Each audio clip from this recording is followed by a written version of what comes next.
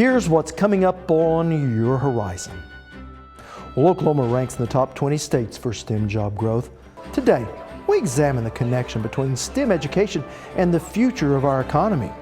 Everybody's excited about STEM, and that's nice because everybody's in the same room talking about something that's critical to our state and critical to our future economy. We'll visit with state leaders about industry needs. The education programs feed the necessary workforce into the industry.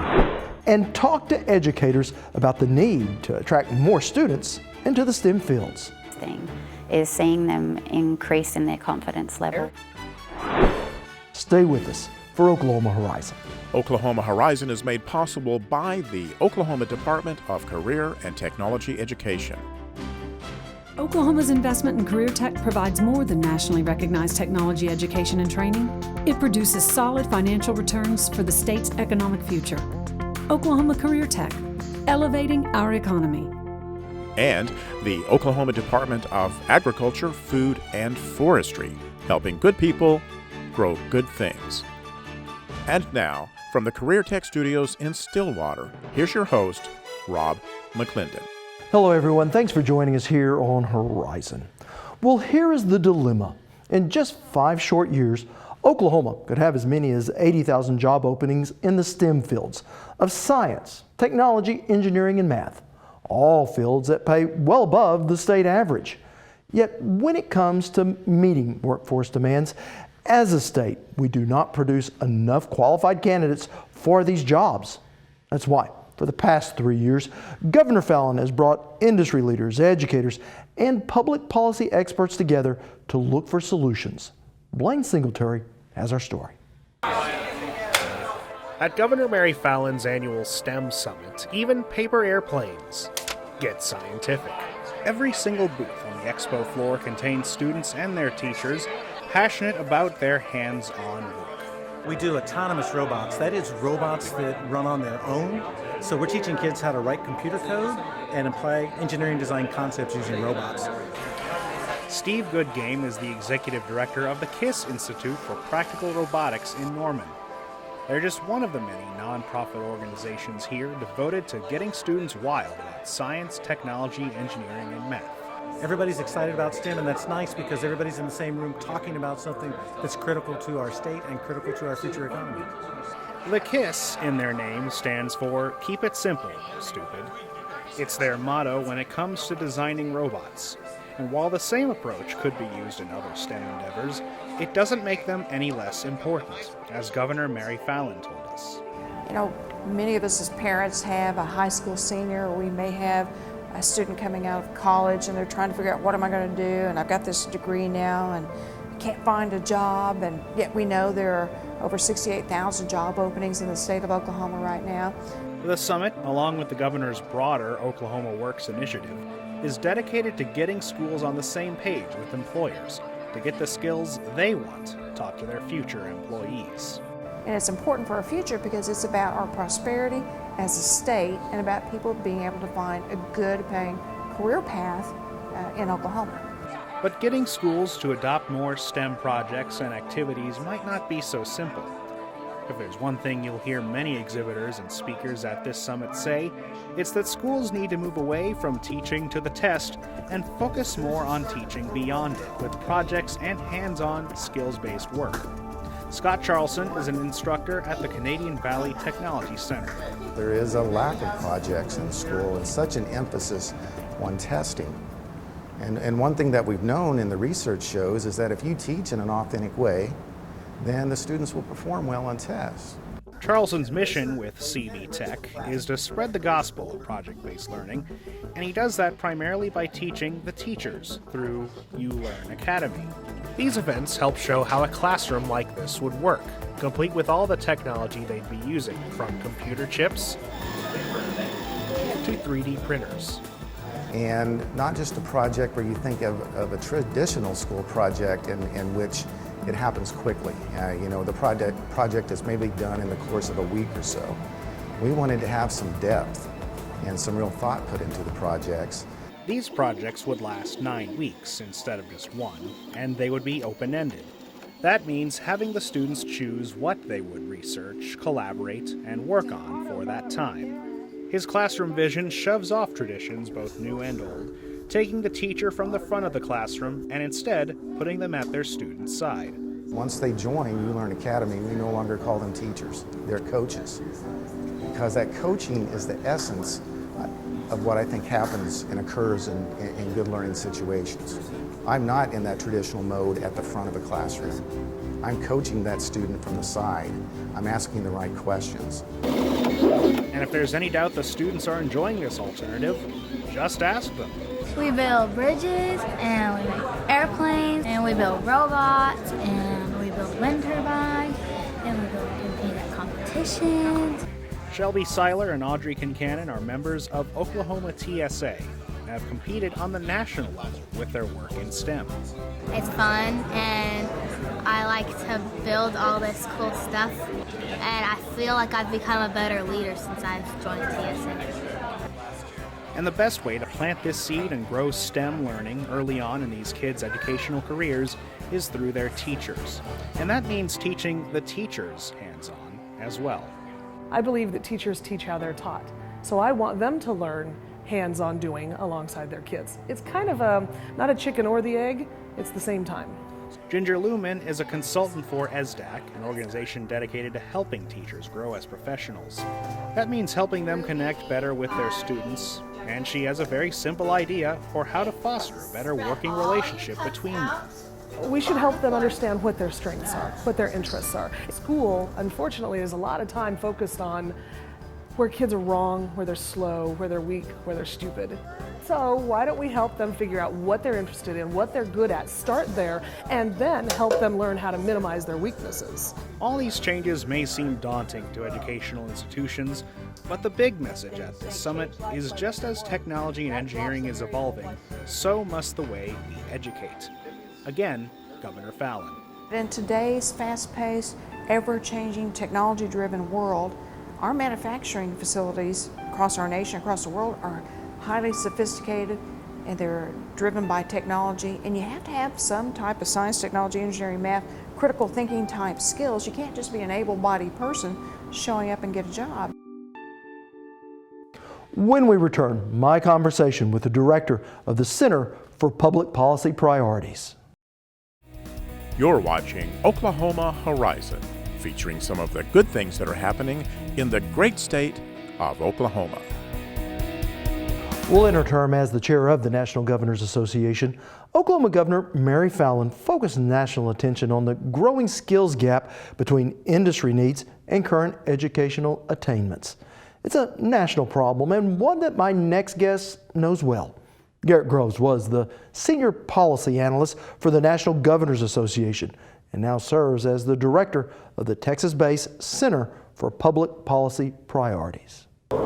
So Garrett, you've said there is a hidden STEM economy. What exactly are we talking about? We're talking about the number of jobs and occupations that you can get without getting a bachelor's degree, but still require science, technology, math, and engineering skills beyond high school. So traditionally we've thought a lot about our bachelor's degrees, even our doctoral degrees, but we're finding out that at least half of our economy that requires STEM skills you can get with a 2-year degree or some form of post-secondary beyond high school. And I'm assuming these jobs are paying well above industry? They are paying well. A number of them pay $50, $45, $60, some of them pay $70,000 a year depending on the occupation. In terms of economic success, how important is STEM in improving an area's economy?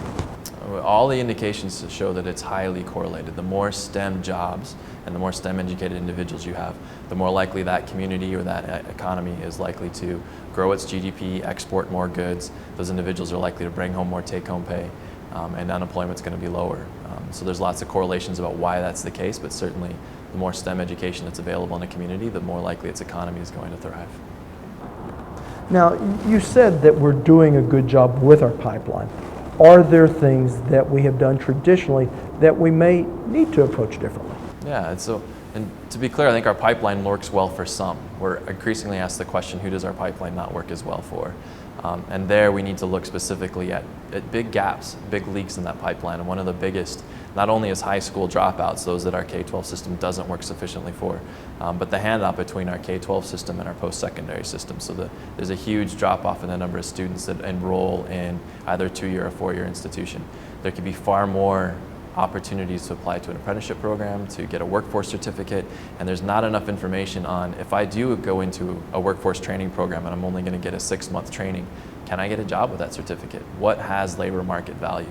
And increasingly, even our 4-year graduates are starting to ask that question. If I graduate with a 4-year degree in pick your favorite field, what are my job prospects? How much am I going to make, and can I pay down my debt? All of these questions are really resonating for students graduating now. And there is a difference in the investment in a 6-month certification and a 4-year degree. There is, and there's trade-offs that we have to make. And one of the biggest questions too is, what can I stack? Can I take a 6-month course and get a workforce training certificate and then apply that to a 2-year degree?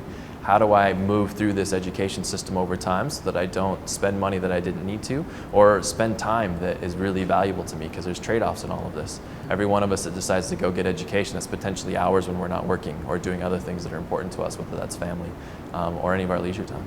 We don't traditionally think of STEM in maybe heavy industry, but when I think of a welder, you're doing angles, you're doing math. Yes. I like to joke that I used to be able to fix my car by changing the carburetor, and now I can't find the carburetor. And this is true in every one of our occupations. The old dirty manufacturing jobs don't exist. Now you have to have some sort of technical skill and some computer knowledge just to repair any kind of machine, yet alone run those and make sure they're operating optimally. So the day when a lot of us could go do routine jobs in a blue collar or white collar office space is gone. And so we're all having to upskill pretty rapidly just to keep pace with our modern economy. Jared Grubbs, thank you so much. Thank you very much. Still to come on Oklahoma Horizon, Oklahoma's Secretary of Science and Technology. But first, STEM education through the art of making. Well, trying to make the connection between the needs of industry and the interests of a young student may be the $64,000 question when it comes to STEM education, and it may all come down to something as simple as how we teach. Joining me now is our Courtney May. Well, Rob, earlier in the show we met SDAC consultant Ginger Lumen, and this summer we had the opportunity to see Ginger's ideas come to life at a camp for teachers. When pigs fly and cats' ears wave, learning is taking place. And traditional book learning, it's not, but a hands-on approach that grabs students' attention.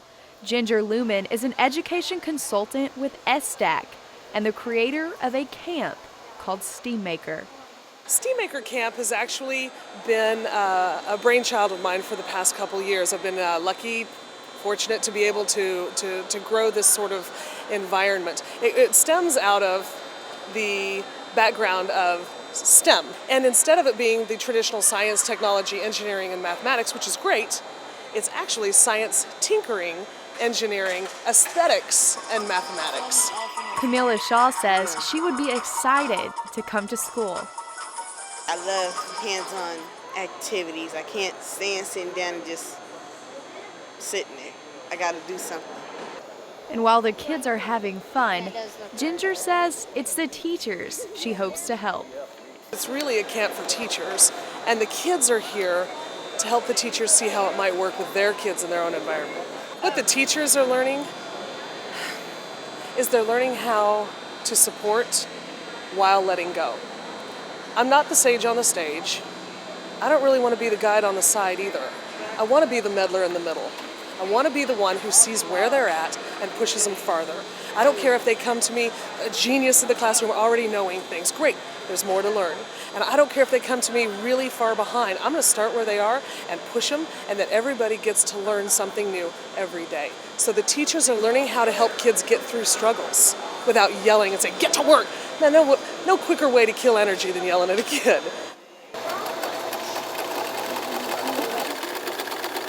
And teachers like Jean Hart, what do you want to do to the head? Are happy with what they're seeing. I have watched my kids really blossom, and it's so exciting because even the quiet ones, even though if they don't say much, they're doing. My quietest one is jumping in and doing things. When we go, who wants to do this? He just gets on it and does it. And it's amazing to watch. Just ask Sam.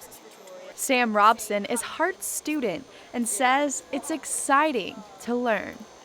It's just like the hands-on aspect of everything we did allows us to learn so much more than just a lecturer at the front of the room and us taking notes or something. You know, whenever we're there, whenever we're teaching each other and learning together, I think it's just so much more powerful. Elementary school teacher Mary Eden says this type of instruction does away with some traditional stereotypes. Growing up, I've kind of seen, like jobs for women, jobs for men, like not that mixture. My girls, when they were in deconstruction, they took apart a DVD player, put it back together, and it was just so great just to kind of get those stereotypes erased for the 3 days.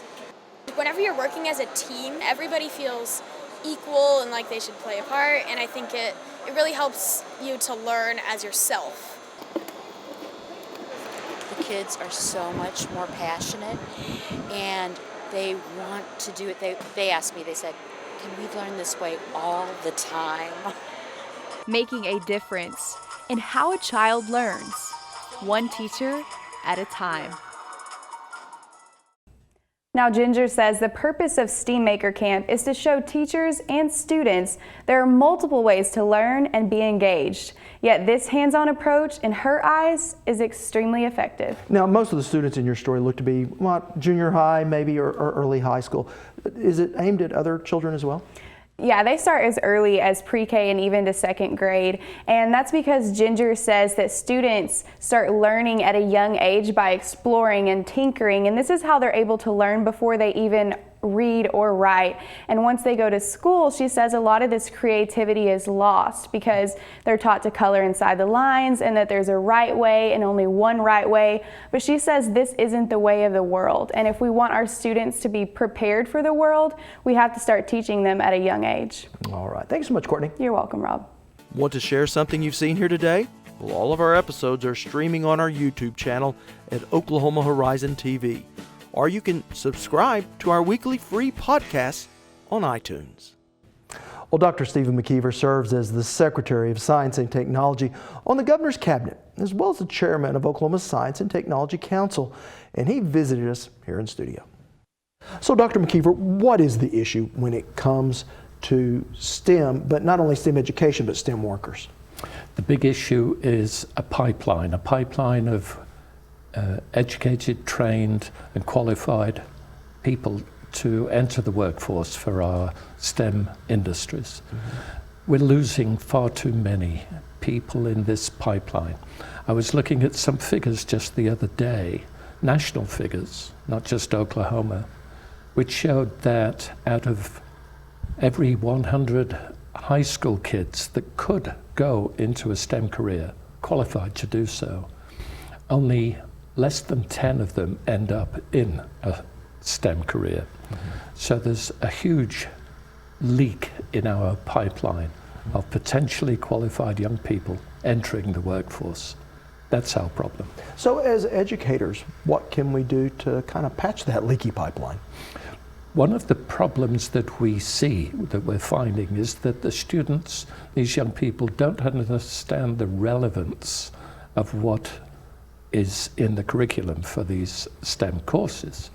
So the questions being asked are, why is this relevant? Why do I need to know algebra? I can't see any use for it.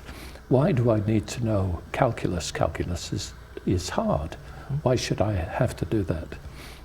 And in order to answer that question, we need to train the teachers. The teachers need to be aware of what the opportunities, the career opportunities are, so that they can transfer that back to the students.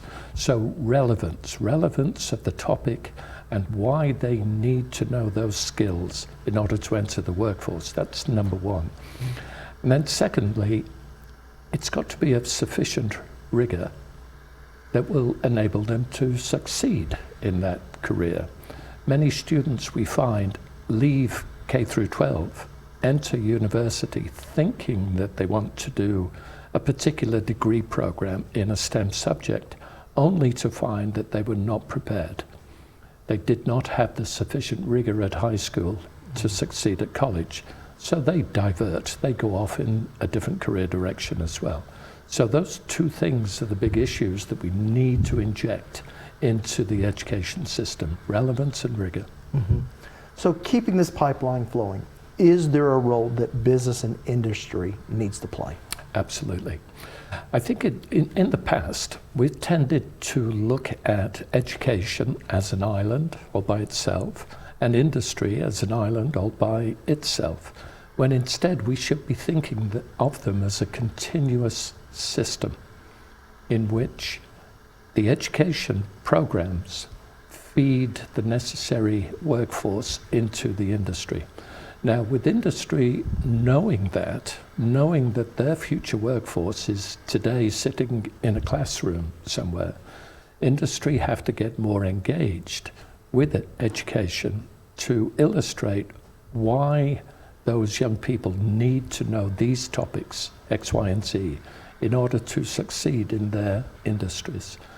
So, partnerships, collaborations, coordinations between education and industry is essential. Mm-hmm.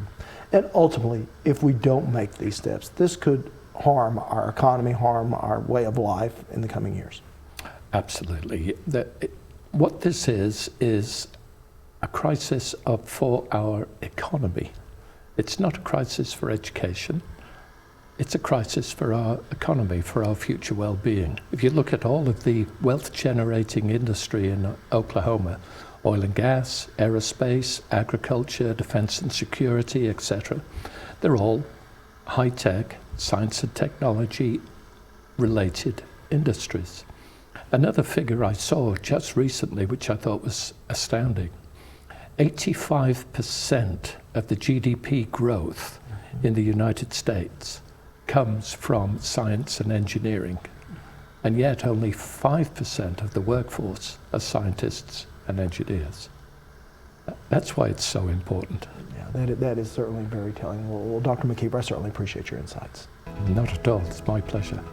Now, if you'd like to learn more about STEM education in Oklahoma, this is a subject we have covered quite extensively, and I have links to several of those stories under our value-added section on our website.